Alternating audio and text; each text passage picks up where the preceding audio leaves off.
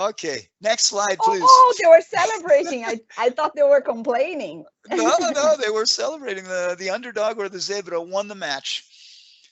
Uh, the last thing is I want to say that this story that I told you today, this was actually published on a LifeLogs website. I was paid $50 for my story.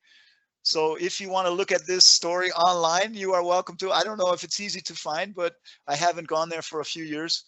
But this was 3 years ago that I was paid for this story. And the last slide, sorry, maybe I have two more slides after this, but I wanted to say that one of my students, he had a fish shop, a traditional Japanese fish shop. He went every morning to the biggest fish market in the world in Tokyo, which is called Tsukiji. He bought fresh fish at 6 a.m. He went back to his shop. He cut the fish, sushi, sashimi, to sell to his Japanese clients. And he's one of the students that I told you who stayed with me for 6 years. So one time he said to me, his name is Hajime Tanaka.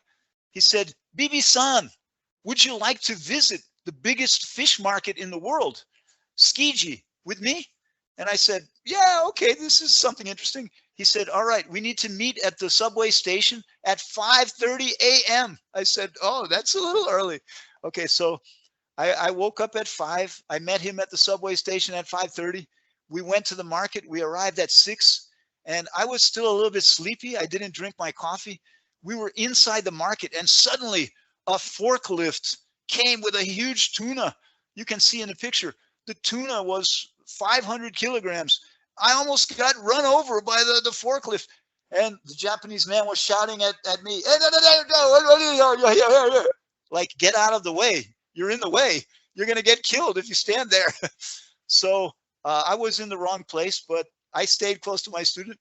He bought some fresh tuna, and then we went back to his shop. So that was another interesting experience that I had. And also, one more thing about fish. During the 6 years, I ate one time bayaku. I think you know is a poisonous fish, but I went with another special student to a special restaurant, and I ate this dangerous poisonous blowfish. But as you can see, I survived. My mouth, I remember, got a little numb, like when you go to the dentist because of the poison in the fish. But the poison in the fish was just a trace amount, so I survived. Next slide, please. Here's a Lucky picture. us, you survived. You are here to tell us the stories. Sorry, my story's going on a little longer than 20 minutes. Here are my students. On the right side, you can see Hideko Kaneko. He was best friends with Hajime Tanaka, who's on the left side of me. Hideko Kaneko had a small cake and coffee shop. And I told you Hajime Tanaka had a fish shop where he sold fish. And Emiko-chan is Hajime's wife. She's on the left of the picture. So these were happy days. Anyway, please go to the next slide. I think this is the last slide. I'm also a football player or a soccer player. And many years ago when I was in Japan, I was a very good player. I played on an amateur team, not professional, but we traveled to different cities and we traveled to some different countries to play in some competitions. So I don't know if you know, because all of you are very young, but there was a fantastic Brazilian player named Rui Ramos.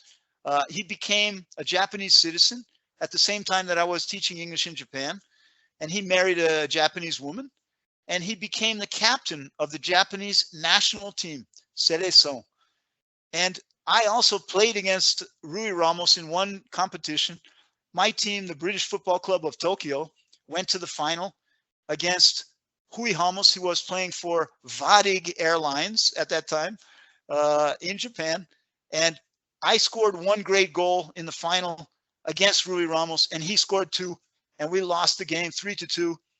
But I remember after the game, we took a picture together, and he said, because he could speak Brazilian Portuguese, obviously very well, as a Brazilian born in Rio, and he could speak Japanese very well, but he couldn't speak English very well. So he said to me, "You, good player."